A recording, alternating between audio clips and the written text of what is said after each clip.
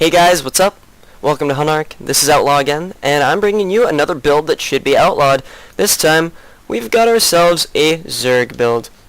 This is a Zerg build that's specifically against Protoss. You see here, Liquid Harley is the name, but I was using the account because this is a rather new build and a new style for me that I'm not exactly used to, so I thought I'd use it on some lower opponents. This guy, I believe, is Gold League, so I will show you exactly what the plan is here. This is a different strategy than the one I showed you before. This is my Roach Ling style. This is a very aggressive style used by Losira, Nesti, July, and the like. Now here we go. I'm gonna go ahead and continue to make drones, of course, do a little extractor trick here. And boom. Extractor trick for the win. Only doing one. So there's the extractor trick when you can. If you don't know what the extractor trick is, basically when you're at 10 out of 10 supply, you make an extractor, or you make an overlord, make an extractor, make a drone, and then cancel the extractor, so you were 11 over 10. Now I'm going to drone up, and then I'm going to go for a 15 spawning pool. Of course, setting my unit rally to that ramp because I know I will take a natural at some point. And here we go. So right around now is when I make that spawning pool. About 200 minerals right there. Boom, there it goes. So there you have it. There's that part. Now I'm just going to continue to drone up. Now I'm at 15 again. I'm going to build an extractor. Perfect. Continue to make drones. Now, some people like to make more drones. I agree with that. I think maybe I could have made more drones, but like all my builds that should be outlawed. Oh, here we go. It's 16 supply. You're going to make a hatchery. Forgot to add that in there. There you go. 16 supply. Make a hatchery at 300 minerals. I forgot to mention, also when your extractor finishes, you're going to want to obviously put workers into gas. And there's the hatchery. So like I was saying, all my builds aren't perfect, but they are clever, and they are powerful, and they are good. They've been used on the ladder by low to middle to pro level players. In fact, I already gave you a bit of a resume for this build. Now at this point, you're going to just drone up. Make overlords, continue to make drones. Around 35 supply, I hear, is the best time to... I mean, you'll make 4 sets of lings. 3 to 4 sets of lings, just for scouting. I haven't scouted my opponent out. And I'm just sending him on a rally to make sure he's checking out the right bases. Queen is the next thing you want to build. I should have built that queen sooner, and you probably should pull your workers sooner, so that you get that metabolic boost. You're gonna need lings with speed. Now here we go, continuing to drone up. I sent those workers a little early to my natural, but they'll distance mine for a couple seconds, kind of slowing me down.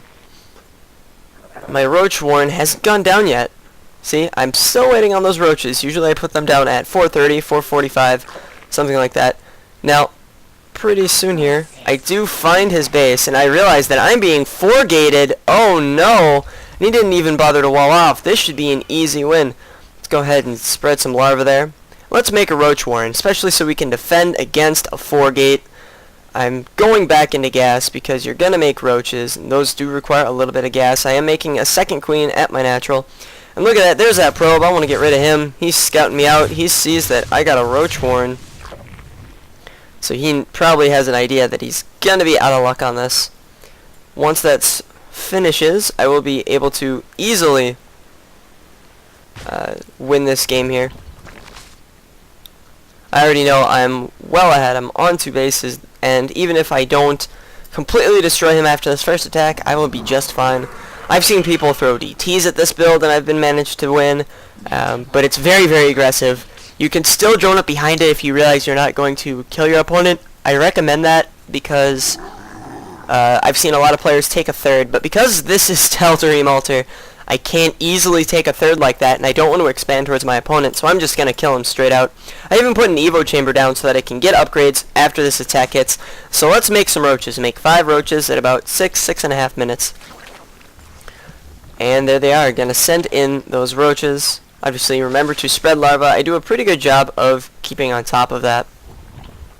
And there are his units. I'm going to move those lings away and move them back up into the base here, because I do not want to lose them. Every unit counts when you're doing this. Now, You made roaches for a bit. Now just make lings. Just make non-stop lings, and you're just going to flood them in. Eventually, you'll be able to take a third if you wanted to, because you will have an excess of minerals, especially if you went for that 35 roach warren. And it's been well over 6 minutes, so his 4-gate was kind of, looks like it's just going to be a 4-gate pressure. Like I said, not the best players in the world, but this is a very effective build, and you'll see why. Here comes the big fight. I'm going to engage with the lings. They're supposed to try and cut off and surround the stalkers. I don't want them to run away. And just keep reinforcing with more lings. Keep nailing those larva injects. And just like that, his army's going to get caught in the middle. You really can't 4-gate a early aggressive Zerg. It's not going to pay off for you. Come on, I'm waiting on that larva. There you go. And now this is when you basically just keep mustering up the rest of your forces, get more lings, get more roaches, get an attack upgrade if you want. I do send a drone to go take a third. There's no way that he can really win this right now.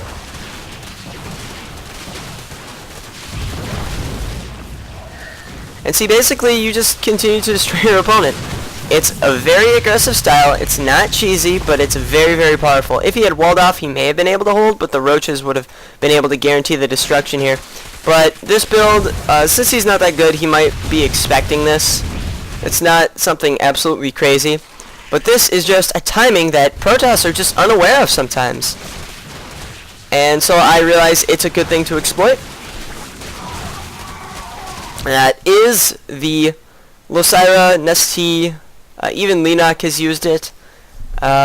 Stefano likes a similar style, but he goes for roaches, a more abundant form of roaches with extra gas. But yes, this is my Roach Ling style.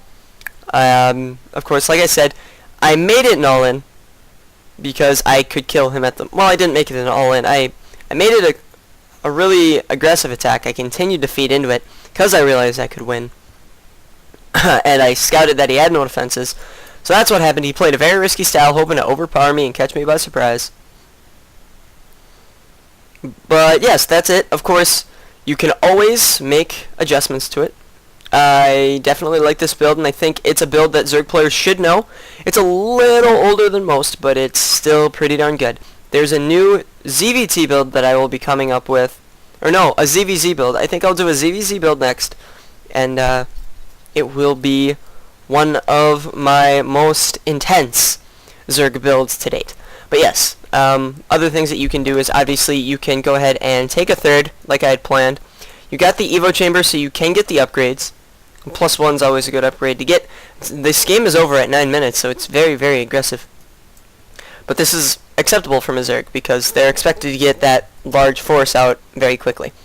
So that wraps this one up, guys. If you have any questions, feel free to comment down below. I enjoyed bringing this one to you, as I enjoyed testing it out on the ladder against everyone from, I believe, silver to platinum and even a diamond, and I lost against a diamond because he was really, really good. But still, that wraps this one up. I will see you guys next time. Outlaw, well, out.